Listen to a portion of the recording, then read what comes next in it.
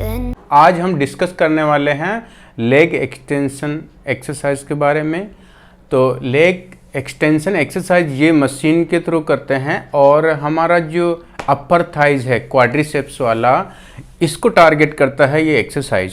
Okay, तो जब आप लेग्स का वर्कआउट शेड्यूल प्रोग्राम करते हैं तो उसमें आपका स्क्वाट, फिर leg press, extension, lunges, step up, आप अपने हिसाब से इसको प्लेस कर सकते हैं। तो जितनी भी लेग्स की एक्सरसाइज है जो आपके थाइज को और ग्लूट्स को टारगेट करती है, जैसे स्क्वाट वगैरह, लंजेज, स्टेप अप, तो जो मेन स्ट्रक्चरल मूवमेंट है, पावरफुल मूवमेंट है, जिसको हम बोलते हैं अनसपोर्टेड मूवमेंट है, जिसमें आपका स्क्वाट, लंजेज, स्टेप अप आ जाता है। उसके बाद हम मशीन्स यूज़ करते हैं तो उसमें दो मेन होता है, एक लेग एक्सटेंशन और लेग प्रेस। तो लेग एक्सटेंशन के बारे में हम डिस्कस करेंगे कि लेग एक्सटेंशन करना चाहिए कि नहीं करना चाहिए। ओके, तो लेग एक्सटेंशन मशीन जब हम यूज करते हैं तो एक तो बेसिक चीज़ ध्यान में रखना, उसको कैसे सेटअप करते हैं। ओके, तो जब आप समझो ऐसा बैठे हैं लेग एक्सटेंशन मशीन पे, ये वाला जो हम दोनों पैर को ऐसे साथ में ऊपर उठा के करते हैं, तो इसमें देखना कि लेग एक्सटेंशन मशीन के वहाँ पे एक पिवट का एक रेड मार्क होता है। ओके, जब हम एडजस्ट करते हैं नीचे वाला रोलर को और ऊपर वाला जो ये लाइन होता है, सीट कितना पीछे रहेगा, आगे रहेगा, वो बाद में आपको सेट करना है। पहले ये देखना कि ये जो आपका घुटने का जॉइंट है, इसकी लाइन में पिवट मैच कर रहा है कि नहीं कर रहा। ओके, उसके बाद में सीट को एडजस्ट करेंगे, फिर इसके नीचे वाला पेड जो है वो एंकल के यहाँ पे पास में रखना है। ओके, क्योंकि वो जितना नीचे रहेगा आपका ये लिम्ब इतना लंबा ही रहेगा, तो आप ज़्यादा वेट लिफ्ट कर सकते हैं। तो ये तो हो गया मशीन का कि उसको कैसे एडजस्ट करते हैं। अभी इसमें जो है मेनली आपका अपर थाइज वाला मसल्स काम करता है, क्वाड्रिसेप। तो ये एक्सरसाइज अगर आप नहीं भी करेंगे तो भी चलेगा, क्योंकि जब आप स्क्वाट करते हैं, अलग अलग टाइप का स्क्वाट, जैसे फ्रंट स्क्वाट, बैक स्क्वाट या ओवरहेड स्क्वाट, सुमो स्क्वाट, फिर उसके बाद में सेकंड इम्पोर्टेंट एक्सरसाइज है वो लंजेज या स्टेप अप। तो ये दोनों करने के बाद में फिर आपको लेग एक्सटेंशन, लेग प्रेस करने की ज़रूरत नहीं है। उसका रीज़न क्या है? एक तो ये आइसोलेशन मूवमेंट है, मतलब एक ही जॉइंट पे होने वाला मूवमेंट है। ओके, इसलिए इसको स्किप कर सकते हैं। और जितना भी आप एक्सरसाइज करते हो उसमें जितना आइसोलेशन मूवमेंट आप कर रहे हैं, आइसोलेशन मतलब एक जॉइंट वाला, तो हमेशा आप कोशिश करिए कि आप कंपाउंड मूवमेंट को पहले अपने शेड्यूल में डालें, फिर उसके बाद में अगर आपके पास टाइम बचा तो आइसोलेशन, नहीं तो उसको स्किप कर सकते हैं। आइसोलेशन मूवमेंट का डिसएडवांटेज क्या होता है? आपने देखा रहेगा कभी कभी आप जब वर्कआउट करने के बाद में किसी जॉइंट में पेन हो रहा है, कभी एल्बो में पेन हो रहा है, तो कभी घुटने के जॉइंट में पेन हो रहा है, उसका मेन रीज़न क्या रहता है? Isolation movement. जब आप आइसोलेशन एक्सरसाइज करते हैं तो ये प्रॉब्लम क्रिएट हो सकता है, क्योंकि कोई भी एक्सरसाइज आप कर रहे हैं तो हमारा जो मेन मसल्स होता है वो मसल्स के अंदर बहुत ज़्यादा स्ट्रेंथ होता है, लेकिन वो मसल जहाँ जाके कनेक्ट हो रहा दोनों तरफ, ओरिजिन में और इंसर्शन में, जो कनेक्टिव टिश्यू है जो आपकी बोन और मसल को कनेक्ट करा रहे हैं, जैसे लिगामेंट और टेंडन वगैरह, ये सब जितने भी सेंसिटिव कनेक्टिव टिश्यू है, ये इतने सेंसिटिव होते हैं कि एकदम धागे जैसे पतले पतले होते हैं, लेकिन ये इनकी वजह से वो जॉइंट के अंदर प्रॉब्लम होता है, उनके अंदर जो पेन होता है वो उनकी वजह से होता है।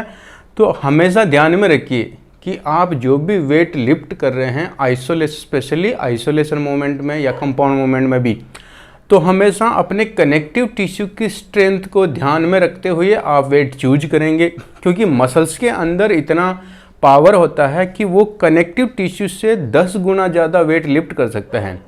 इसका मतलब ये नहीं कि आपको मसल के हिसाब से पुश करना है अपने आप को। ओके, क्योंकि अभी देखिए फॉर एग्जांपल जब आप लेग एक्सटेंशन कर रहे हैं तो लेग एक्सटेंशन में आपके 4 बड़े मसल्स हैं जो ये अपर थाई को कवर करते हैं। ओके, चारों मसल्स जाके जहाँ कनेक्ट हो रहे हैं, ये आपके पटेला वाला एरिया, तो यहाँ जाके जहाँ कनेक्ट हो रहे हैं आप, वो वाला अगर आप कनेक्टिव टिश्यू देखेंगे तो एकदम पतला सा है। तो आप सोचिए 4 मसल इतने पावरफुल जाके वहाँ कनेक्ट हो रहे हैं, वो जो कनेक्टिव टिश्यू वो पूरा वेट लिफ्ट कर रहा है। तो इसीलिए, क्योंकि और दूसरा क्या है, ये एक ही जॉइंट में मूवमेंट हो रहा है, इसलिए सबसे ज़्यादा जो लोड आ रहा हो किस पे आ रहा है? मसल से भी ज़्यादा कनेक्टिव टिश्यू पे। और अगर आप समझे ना, ये आइसोलेशन मूवमेंट है और आप कंपाउंड मूवमेंट करें तो ऐसे कनेक्टिव टिश्यू अलग अलग जॉइंट के मिलके एक साथ कंबाइंड मूवमेंट कराते हैं, तो उसमें क्या होएगा, वेट जो है वो डिस्ट्रीब्यूट हो जाता है, आपके जॉइंट्स के ऊपर डिस्ट्रीब्यूट हो जाता है, तो एक पर्टिकुलर जॉइंट पे इतना लोड नहीं आता। इसलिए कंपाउंड मूवमेंट हमेशा सेफर रहता है कंपेयर टू आइसोलेशन मूवमेंट। इसलिए आपको लेग एक्सटेंशन वाला एक्सरसाइज स्किप करना है, इसको करने की ज़रूरत नहीं है। आपने देखा रहेगा ये कहाँ उपयोगी है, ज़्यादातर जब आपको कोई इंजरी हो गया तो फिजियो वाले इसको ज़्यादा यूज करते हैं, एकदम लाइट वेट के साथ में ये वाला एक्सरसाइज उसकी हीलिंग के लिए कराते हैं। क्यों? क्योंकि जब भी आपका इंजरी होता है वो 90% इंजरी जो कनेक्टिव टिश्यू से रिलेटेड होता है। कभी भी मसल्स में इतना टीयर नहीं होता है, मसल्स में कोई इंजरी नहीं होता, वो इंजरी होता है कनेक्टिव टिश्यू में। और इंजरी क्यों होता है? क्योंकि कनेक्टिव टिश्यू के ऊपर इतना लोड आया, इतना ट्विस्ट आया, कुछ तो ऐसा जर्क हुआ जो कनेक्टिव टिश्यू पे आपकी मसल से ज़्यादा लोड था, इसलिए वो डैमेज हुआ। तो जब वो रिपेयर करते हैं उसको, तो उसके बाद में वो जो लाइट मूवमेंट कराते हैं फिजियो वाले, वो इसलिए कराते हैं कि उनकी स्ट्रेंथ बढ़े, हल्का हल्का करके। वो मसल्स को टारगेट नहीं करते कि मसल कितना स्ट्रांग हो रहा है, मसल तो ऑलरेडी सेफ था, लेकिन वो कनेक्टिव टिश्यू डैमेज हुआ, उसको रिपेयर किया, अब उसको वापस स्ट्रेंथन करने के लिए वो लोग ये वाला लेग एक्सटेंशन वाला मशीन्स ज़्यादातर यूज़ करते हैं, स्पेशली जब घुटने का प्रॉब्लम होता है तो ये उनके लिए ठीक है। लेकिन अगर आपको अपना स्ट्रेंथ बढ़ाना है, मसल्स बढ़ाना है, हाइपरट्रॉफी बढ़ाना है आपको, तो आप कभी भी आइसोलेशन मूवमेंट अपना शेड्यूल में नहीं रखेंगे, हमेशा कंपाउंड मूवमेंट करिए।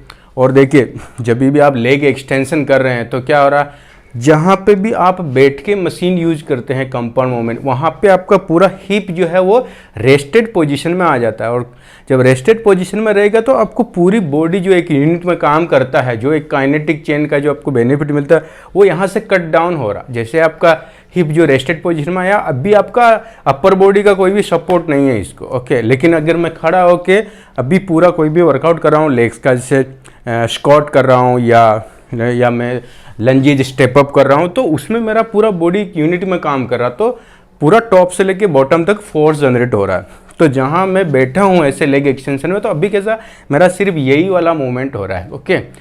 तो ये लेग एक्सटेंशन वाला स्किप करेंगे, और लेग प्रेस वाला इसका हम अलग से एक वीडियो बनाएंगे कि लेग प्रेस एक्सरसाइज हमको करना चाहिए कि नहीं करना चाहिए।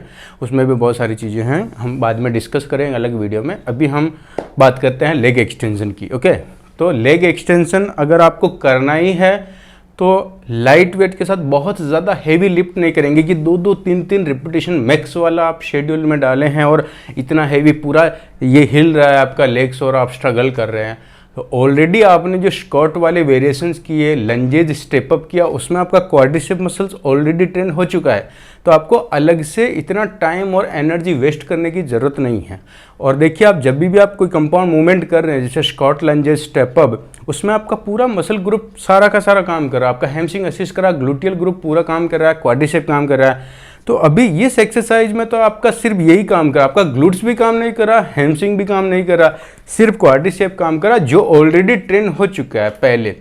तो अभी आप इसमें अगर और एनर्जी डालेंगे ये शेड्यूल में, अगर आप करते हैं लेग एक्सटेंशन, तो क्या होएगा, जब इसके बाद जो भी आप वर्कआउट करने वाले हैं, चाहे वो काफ रेज हो गया, चाहे वो टो रेजेज हो गया, या लेग कर्ल हो गया, जो भी आपका वर्कआउट में बचा है, तो वहाँ आपका पाउंडेज कॉम्प्रोमाइज होगा, क्योंकि यही एनर्जी और यही टाइम अगर आप उधर डालेंगे तो उसका आउटकम अच्छा आएगा। क्योंकि ये जो थाई जितना बड़ा, इतना ही अभी आपका बड़ा मसल्स और बचा हुआ है हैमस्ट्रिंग का। तो आप ऐसे थोड़ा थोड़ा एनर्जी बचा के बाकी लेस इफेक्टिव एक्सरसाइज से, और आप है ना मेन इम्पोर्टेंट जो आपका एक्सरसाइज है उसमें डाल के आप अच्छा सा प्रोडक्टिव कर सकते हैं अपने वर्कआउट शेड्यूल को। तो ये हमेशा ध्यान में रखिए कि आप जब एक्सरसाइज का सिलेक्शन करते हैं तो आप ये देखिए कि कौन सा एक्सरसाइज सबसे ज़्यादा इम्पोर्टेंट है, मोस्ट इफेक्टिव है, जो आपके कोर को चैलेंज कर रहा है, ज़्यादा से ज़्यादा हाइपरट्रॉफी हो रहा है, सबसे ज़्यादा मसल मास बढ़ने के चांसेज हैं। तो इसमें आपको ऐसा सीक्वेंस रखना है कि पहले आप स्ट्रक्चरल मूवमेंट करेंगे, कंपाउंड अनसपोर्टेड मूवमेंट, फिर उसके बाद में आप धीरे धीरे कि हाँ अभी थक गए लेकिन अभी आपको आगे थोड़ा सा एनर्जी उसका भी यूज करना, तभी ऐसी कंडीशन में आप ये वाला कर सकते हैं। तो ओके, ये अपना लेग एक्सटेंशन के बारे में था। तो leg extension very less effective exercise अगर आप कंपेयर करेंगे स्क्वाट, लंजेज या स्टेप अप से। आपको मालूम है कि ये अपर थाई सिर्फ इन्वॉल्व हो रहा, तो आपने ऑलरेडी जब इसको ट्रेन कर दिया तो आपको ये वाला करने की ज़रूरत नहीं है। इसलिए हमेशा जब भी आप लेग्स करेंगे आप कोशिश करिए कि आपका लेग प्रेस और लेग एक्सटेंशन स्किप करें, ठीक है। मेन एक्सरसाइज पर फोकस करिए। आपका मेन स्क्वाट और स्टेप अप में मास्टरी होना चाहिए। अगर आप वो नहीं कर पा रहे हैं प्रॉपर तो आप उस पर फोकस करिए, उसको ज़्यादा से ज़्यादा प्रैक्टिस करके उस पर आप अच्छा सा ग्रिप करिए फॉर्म टेक्निक का, ताकि आपको ज़्यादा से ज़्यादा बेनिफिट हो। अगर आप चाहते हैं कि जल्दी फैट लॉस हो और आपका मसल मास जल्दी ग्रोथ करे तो आपको ऐसे कंपाउंड मूवमेंट, पावरफुल मूवमेंट है, उनके ऊपर आपको अच्छा सीखना है, ओके। तो जितनी भी मशीन वाली एक्सरसाइज है कंपाउंड वाली उसको स्किप करिए, और जितनी भी बिना सपोर्ट वाली एक्सरसाइज है आप उस पर फोकस करिए। मशीन वाली तब भी यूज करेंगे जब आपके पास अनसपोर्टेड कंपाउंड मूवमेंट अवेलेबल नहीं है करने के लिए, तो आप मशीन का सहारा लेंगे, ओके। मशीन्स को जितना अवॉइड करेंगे उतना अच्छा आपके कोर मसल के लिए, आपका कोर मसल स्ट्रॉन्ग होएगा उससे, ओके। तो फॉर एग्जांपल अभी दो लोग हैं जो दोनों सेम एज के हैं, सेम हाइट के हैं, सेम वेट है उनका और सेम एक्सपीरियंस है, वर्कआउट एक्सपीरियंस है, ओके।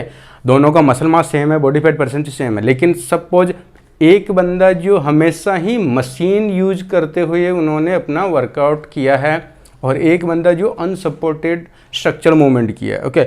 सपोज दोनों ऐसे खड़े मेरे सामने, ओके, और मैं दोनों को एक साथ ऐसे धक्का देता हूँ, ओके, तो एक उसमें से पीछे चला जाएगा लेकिन एक जरा सा हिलेगा भी नहीं। तो क्योंकि जिसका कोर मसल ज़्यादा स्ट्रॉन्ग होएगा वो वहीं खड़ा रहेगा, मैं धक्का दूंगा लेकिन वो अपने आप को रजिस्ट कर पाएगा, ओके।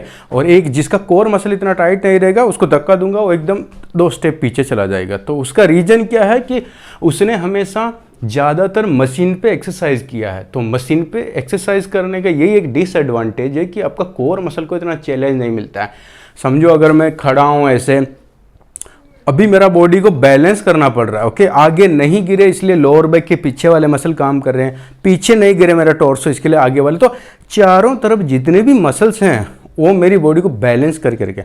और अगर इसके साथ में मैं और वेट ले लेता हूँ तो ये और भी ज़्यादा चैलेंजिंग हो जाता है। तो कोई भी आप बड़ा मसल्स को टारगेट करें लेकिन अल्टीमेटली आपका कोर मसल हर बार इन्वॉल्व हो रहा, तो वो धीरे धीरे बेटर हो रहा, स्ट्रॉन्ग हो रहा। लेकिन अगर मैं सारी एक्सरसाइज में मशीन यूज कर रहा हूँ तो क्या हो रहा, मशीन से मेरे को सपोर्ट मिल रहा है, तो सिर्फ जो पर्टिकुलर मसल्स को मैं टारगेट कर रहा हूँ सिर्फ उसका ही मूवमेंट हो रहा, तो सिर्फ उसको फ़ायदा मिल रहा है। लेकिन बाकी जो जितने भी कनेक्टिव टिश्यू वाले जॉइंट्स हैं जो स्टेबल करते हैं बॉडी को, तो उसको आपको इतना बेनिफिट नहीं मिलेगा। इसलिए हमेशा मशीन्स को अवॉइड करिए जब तक आपको वो मैंडेटरी नहीं हो। जैसे for example leg curl machine है, तो लेग कर्ल में आपके पास ऑप्शन नहीं है, क्योंकि लेग कर्ल मशीन को अगर आप प्रॉपरली करना चाहते हैं, ये आइसोलेशन मूवमेंट है, ये सर्कुलर मूवमेंट है, अगर आप कहीं और करेंगे तो इसको एडवांटेज नहीं मिलेगा आपको, जो सर्कुलर मूवमेंट की वजह से आपका आधा रेंज में ऐसे ग्रेविटी के पैरेलल मूवमेंट होएगा। तो लेग कर्ल को आप स्किप नहीं कर सकते, उसके लिए वो मैंडेटरी है मशीन, वो मशीन पर करना ही पड़ेगा। लेकिन बाकी एक्सरसाइज आप बिना मशीन के कर सकते हो और ज़्यादा इफेक्टिव है, आपको स्टेबिलिटी भी अच्छा बिल्डअप करेगा और आपका कोर मसल को भी अच्छा स्ट्रेंथन करेगा, ओके। तो ये अपना लेग एक्सटेंशन का डिटेल था। इससे रिलेटेड कोई भी डिस्कशन रहेगा तो आप अपने कमेंट बॉक्स में बताइए मेरे को, हम फिर उस पर एक और वीडियो बनाएंगे। Okay guys, thank you so much.